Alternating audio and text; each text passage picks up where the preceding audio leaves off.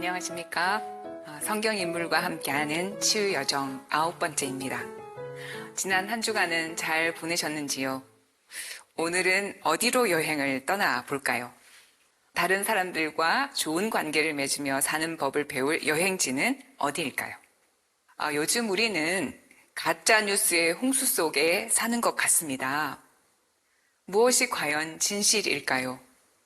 가짜 뉴스의 홍수 속에서 진실을 알아보기란 여간 어려운 일이 아닙니다. 저마다 온갖 증거를 들이대면서 상대방이 잘못이라고 고발합니다. 아무리 억울하다고 울부짖어도 상대가 크면 클수록 부르짖는 자의 소리는 바위에 부딪혔다가 이내 흩어지고 마는 파도와 같습니다. 그래서 피해자의 입장에서 보면 억장이 무너집니다.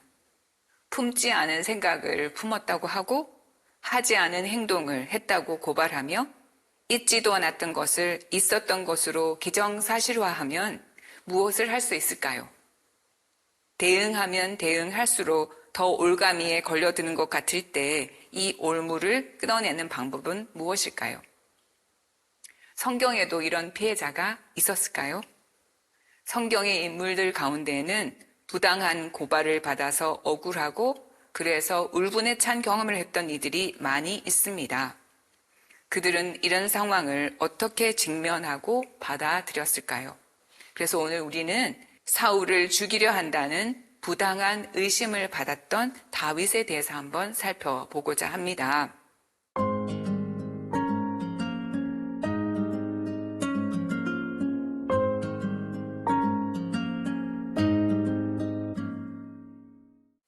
다윗이 겪은 고난의 대부분은 그를 의심하고 시기한 사울 임금에게서 기인합니다. 사울은 백성이 다윗을 좋아하자 자기 사위이며 군대 장수인 다윗을 죽이려고 합니다. 우리가 잘 알듯이 전쟁에서 이기고 돌아온 군인들을 환영하는 여인들의 노래 한마디 때문에 사울은 그때부터 다윗을 시기하게 되었죠. 그리고 사울의 시기는 다윗을 죽이려는 시도로 이어집니다. 먼저 그는 다윗을 직접 죽이려고 합니다. 악령에 시달리는 사울을 위해서 비파를 타고 있는 다윗을 향해서 그는 2차례나 창을 던져 죽이려고 했었고 그때마다 다윗은 몸을 피할 수가 있었습니다. 그리고 이번에는 외국인을 이용해서 다윗을 죽이려고 하죠. 그래서 필리스티아인들의 전쟁에 자주 다윗을 내보냅니다. 첫 번째는 자기의 큰딸 메랍을 준다는 조건으로 전쟁에 나가게 했습니다. 그런데 그 딸을 주기로 한 때가 되자 사울은 그 딸을 멀리 시집 보내버리죠. 작은 딸인 미칼이 다윗을 사랑한다는 소문을 듣게 되자 이 작은 딸인 미칼을 미끼로 또 사용합니다. 그래서 미칼과 결혼하고 싶으면 필리스티아인들 포피 100개를 일종의 신부 몸값으로 지불하라고 한 것이죠. 그래서 다윗은 필리스티아인들 포피 200개를 가져와서 결국 이제 사울의 사위가 됩니다. 근데 다윗이 그의 사위가 되었어도 사울의 시기심은 멈춰지지 않았습니다. 사울은 주님이 함께 계심이 분명한 다윗을 두려워하여 그를 평생의 원수로 여겼다고 합니다. 그래서 어쩔 수 없이 다윗은 이 사울을 피하여 피난살이를 할 수밖에 없었는데요. 그가 피난살이의 첫 번째로 찾아간 곳이 어디냐면 예루살렘을 떠나서 갓 임금 아키스를 찾아갑니다. 그런데 아키스의 신하들이 단번에 다윗을 알아보죠. 저 사람 저 나라의 군사령관 아니냐. 이제 그런 말을 듣고 가슴이 뜨끔해진 다윗은 우리나라 흥선대원군이 자기를 지키기 위해서 했던 것처럼 미친 척을 해요. 그래서 막 무엇인가 글적거리기도 하고 침을 흘리기도 하고 그래서 그 모습을 본 아키스 임금은 무슨 짝에 저 사람을 쓸 수 있겠냐 쫓아내죠. 그래서 갓에서 쫓겨난 다윗은 아둘람의 굴속으로 피신을 합니다. 근데 임금이 다윗을 죽이려고 하니 다윗의 집안 전체가 이제 위기에 빠지게 된 거죠. 그래서 다윗의 형들과 아버지의 집안 전체가 다윗을 찾아서 그곳으로 내려갑니다. 이때 그 가족들뿐만 아니라 그 사회 안에서 공경에 빠진 이들, 빚진 이들, 불만에 찬 사람들이 다윗에게 모여듭니다. 그래서 이제 다윗은 400명의 무리를 이끄는 우두머리가 됩니다. 그런데 다윗은 자기 삶이 너무 불안정하니까 자기 부모님을 모압 임금에게 부탁하고 맡깁니다. 그래서 하느님께서 저를 위해서 무슨 일을 하실지 알 때까지만 저의 부모님을 맡아주십시오 하고 부모님을 모압 임금에게 맡겨요. 왜 모압 임금에게 맡기느냐 하면 아마도 다윗의 증조 할머니가 모압 여인인 룻이잖아요. 그래서 아마 그런 연관성이 있을 것으로 보입니다. 근데 그때 가드라고 하는 예언자가 다윗에게 유다 지방으로 가라고 전합니다. 그래서 이때부터 다윗은 유다 광야에서 숨어 지내게 되는데요. 사울은 다윗을 결코 그대로 두지 않았고 어떻게 해서라도 다윗을 죽이려고 했습니다. 근데 광야에서 지내는 다윗은 도피 생활 중에서도 자기 민족이 위기에 처하면 그 민족을 돌보는 일을 소홀히 하지 않았습니다. 필리스티아인들이 크일라에 유다인들의 타작마당을 약탈하자 다윗은 그 필리스티아인들을 무찌르고 크일라 주민들을 구해 주었습니다. 그런데 다윗이 크일라에 있다는 소문을 들은 사울은 군사 3천을 이끌고 다윗을 잡으러 옵니다. 그래서 다윗은 부하 이제 600명으로 늘어난 부하를 데리고 발길 닿는 대로 떠돌아다녔습니다. 다윗이 지프 광야라는 곳에 살고 있을 때는 사울이 날마다 다윗을 찾아다녔다고 합니다. 그래서 다윗은 고된 피난살이를 하게 되는데요. 다윗이 숨어 지냈던 유다 광야. 사실 유다 광야는 굉장히 척박한 곳입니다. 사울의 추격이 없다고 하더라도 이 광야의 삶은 녹록지가 않아요. 그런데 계속된 사울의 추격으로 다윗의 삶은 불안정과 불안전의 연속이었습니다. 사실 다윗의 이런 고단함은 모두 사울의 오해에서 비롯된 것입니다. 다윗은 사울을 죽이려 한 적이 한 번도 없었지만 사울은 누구의 변호도 받아들이지 않았고 자신의 의심을 사실로 확신했습니다. 다윗으로서는 이런 현실이 한없이 억울하게 여겨졌을 테고 사울의 부당한 행위에 울분을 품지 않을 수 없었을 것입니다. 그런데 다윗에게 이 모든 것을 되갚을 수 있는 기회가 두 차례 주어집니다. 그 사건이 각각 사무엘기 상권 24장과 26장에 소개됩니다. 먼저 사무엘기 상권 24장에 소개된 이야기부터 말씀드릴게요. 그 이야기는 어디에서 일어난 것이냐 하면 엔게디라고 하는 광야 지역에서 일어난 일입니다. 당시에 다윗은 부하들과 함께 마온 광야에 있는 엔게디 산성에서 숨어 지냈습니다. 이 사실이 사울에게 알려지자 사울은 즉시 군사 3,000명을 이끌고 다윗을 잡으러 옵니다. 엔게디라고 하는 지역은 제가 가보았는데요. 이 사해바다 중간 지점에 있어요. 그런데 그 지역 안에 아주 커다란 오아시스가 있어서 현대 이스라엘 국가는 거기 엔게디 국립공원을 조성해 놓았습니다. 근데 이 오아시스 지역을 제외하면 엔게디는 여전히 광야예요. 근데 만약에 여러분들이 이스라엘 성지순례를 가실 기회가 있으면 이 엔게디는 꼭 한번 가보시도록 제가 추천을 드리고 싶습니다. 왜냐하면 광야 지역에 이런 오아시스가 있을 수 있다는 사실이 정말 기적처럼 느껴지거든요. 광야 한가운데 폭포가 있고 샘이 있고 아름답게 푸른 나무들이 이제 서 있습니다. 그래서 저는 예언서들을 읽을 때 특히 이사야 예언자가 나라가 망하고 유배를 간 이스라엘의 회복을 말하면서 하느님께서 이렇게 말씀하신다 하면서 이런 말을 해요. 하느님께서 사막을 광으로 만들고 광야를 숲으로 만들겠노라. 저는 이게 그냥 비유적인 언어라고 생각했는데요. 이 엔게디를 가보면 실제로 그런 일이 일어나는구나. 그래서 예언자는 이런 것에 바탕을 두고 그런 말씀을 하는구나 하는 것을 알게 됩니다. 그런데 이제 제가 말씀드린 대로 이 오아시스 지역을 벗어나고 나면 이 엔게디 전체가 광야 지역이고 또 동굴이 아주 잘 생기는 그런 지형이에요. 그래서 엔게디에 가보면 동굴들이 많이 있습니다. 사울과 다윗 사이에 갈등으로 돌아오면 이 사울이 군사 3천을 이끌고 다윗을 잡으러 왔는데요. 아무리 전쟁 중이라고 하더라도 생리 현상을 멈출 수는 없는 거잖아요. 그래서 사울이 뒤를 보기 위해서 이 엔게디에 있는 여러 동굴 중에 하나에 들어갔습니다. 근데 하필이면 그 동굴이 다윗이 부하 600명과 함께 숨어 있었던 동굴이었던 거예요. 그래서 이 사울은 무방비 상태였던 거죠. 그래서 숨어있던 다윗의 부하들이 다윗에게 말합니다. 주님께서 내가 너의 원수를 내 손에 넘겨줄 터이니 내 마음대로 하여라 하신 때가 바로 오늘입니다. 어떻게 하십시오 라고 이제 다윗을 부추긴 거죠. 그래서 다윗은 뒤에서 살금살금 다가가서 사울의 겉옷 자락만 자릅니다. 다윗은 겉옷 자락을 자른 것만으로도 양심의 가책을 느끼고 부하들에게 주님의 기름 부음 받은 일을 칠 수는 없다는 사실을 경고합니다. 그리고 사울이 모든 일을 끝내고 굴 밖으로 나가서 한참이 지난 후에, 그러니까 안전거리에 있을 때 다윗은 사울을 불러 세우고 그에게 큰 절을 하고 예를 표합니다.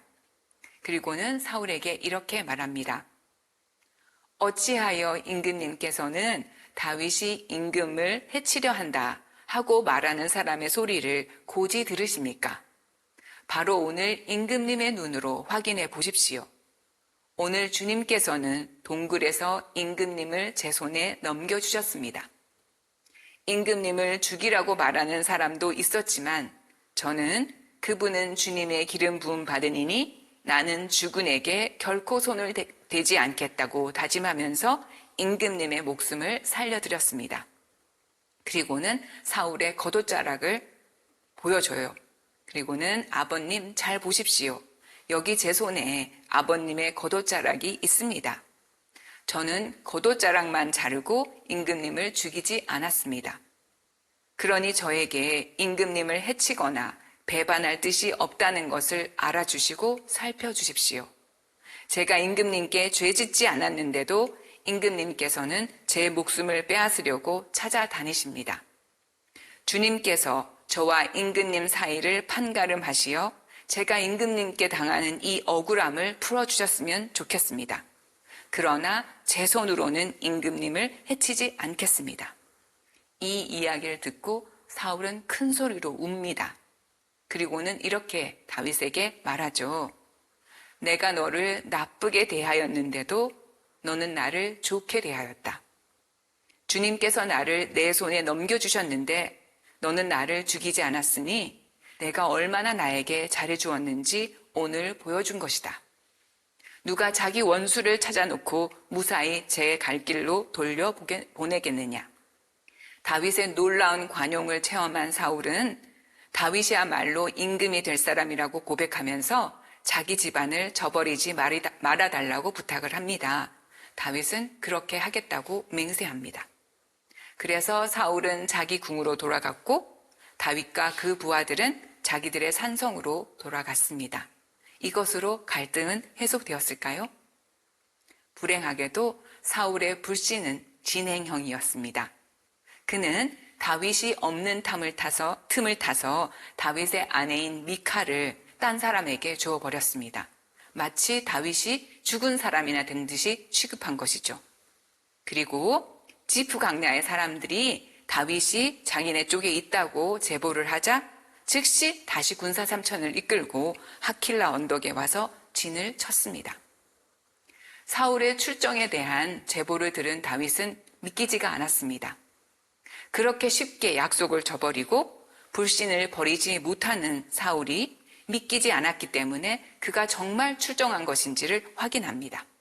네, 유다 지역은 이제 특히 광야 지역은 언덕들이 끊임없이 이어지고 언덕과 언덕 사이에는 깊은 계곡이 있어요. 그래서 언덕과 언덕에 마주 서 있는 사람들이 서로 얼굴을 확인할 수가 있고 목소리까지 알아들을 수는 있지만 그 언덕에서 상대방 언덕으로 넘어가기 위해서는 깊은 계곡 때문에 돌아 가야 돼서 직접적으로 만나기에는 오랜 시간이 걸려요.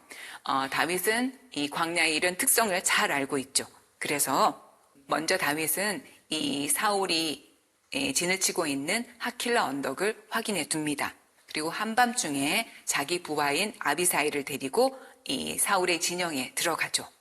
근데 당시에 사울의 진영의 모든 사람들은 깊이 잠들어 있어서 다윗과 아비사이가 온 줄을 모릅니다. 아비사이가 다윗에게 말합니다.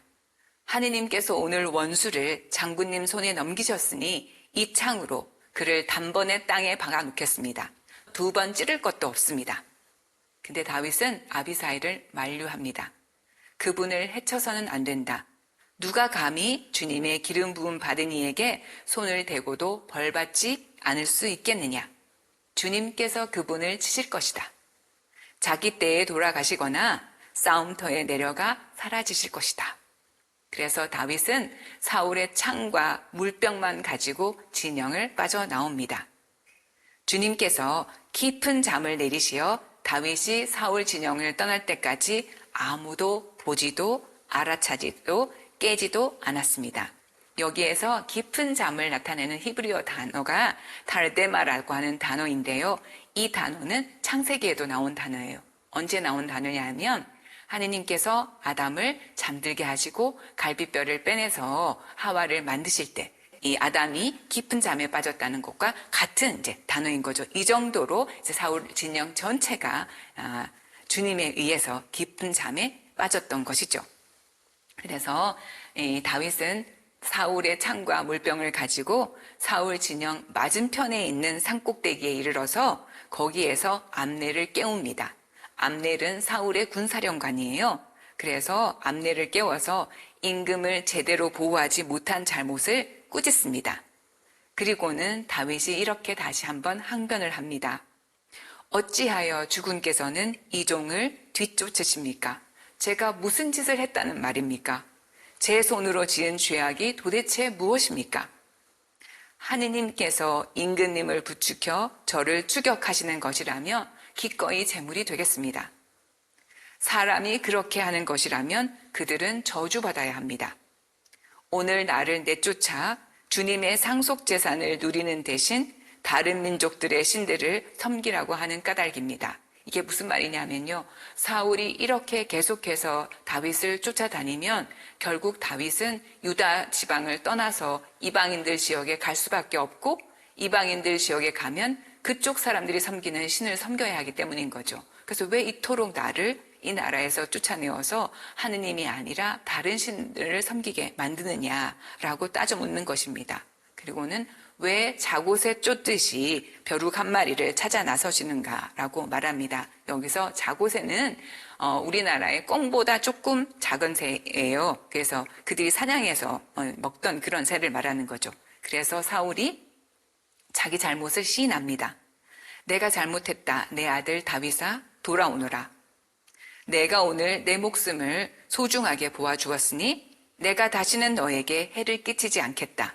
내가 정말 어리석은 짓을 하여 매우 큰 실수를 저질렀구나. 이렇게 시인을 했지만 이제 다윗은 이렇게 말합니다. 제가 이렇게 오늘 임금님의 목숨을 귀하게 보아주셨으니 하느님께서도 나를 온갖 재앙에서 건져주시기를 바랍니다. 라고 말하죠.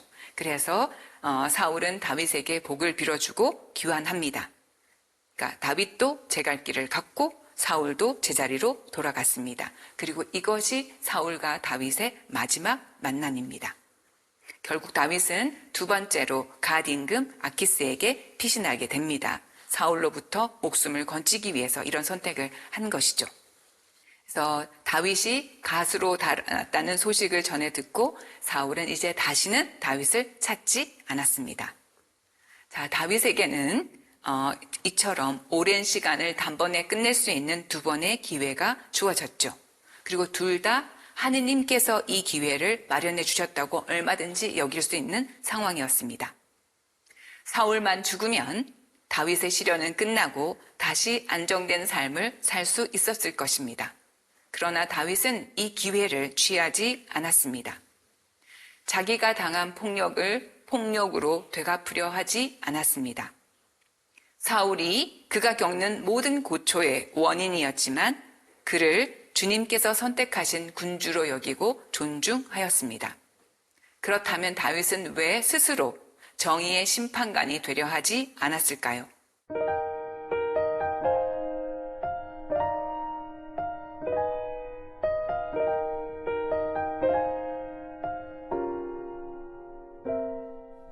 다윗은 그와 사울 사이를 판가름하시어 자신의 억울함을 풀어주실 분이 계심을 확신했기 때문입니다. 그는 두 차례 말합니다. 주님께서 저와 임금님 사이를 판가름하시어 이 억울함을 풀어주셨으면 합니다. 주님께서 재판관이 되시어 저와 임금님 사이를 판가름하셨으면 합니다. 다윗에게 하느님은 누구에게나 의로움과 진실을 되갚아 주시는 분이었습니다. 그래서 다윗은 하느님의 뜻을 존중했고 만일 주님께서 사울을 시켜서 그를 죽이려 하시는 것이라면 기꺼이 주님께 바치는 예물이 될 마음을 가지고 있었습니다.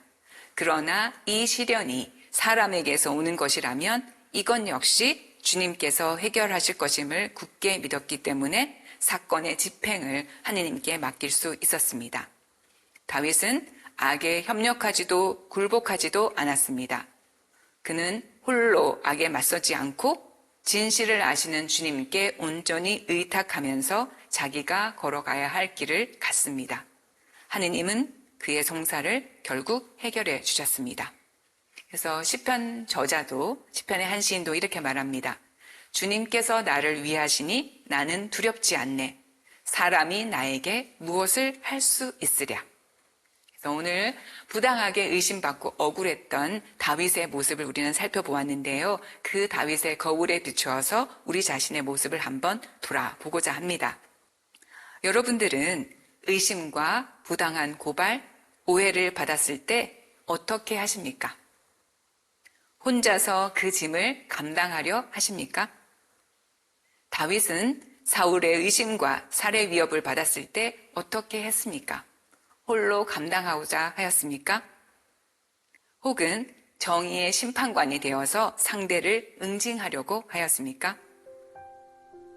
하느님이 정의의 재판관이 되어주실 것임을 믿는다는 것은 아무것도 하지 않는 것을 의미할까요? 나의 관점에서 벗어나 하느님의 시선으로 사건을 바라보면 무엇이 달라질까요? 오늘은 여기까지 하고요. 다음 주에는 진리의 편에 선 예언자 예레미야를 한번 만나보도록 하겠습니다. 수고하셨습니다. 다음 주에 다시 뵙도록 하겠습니다.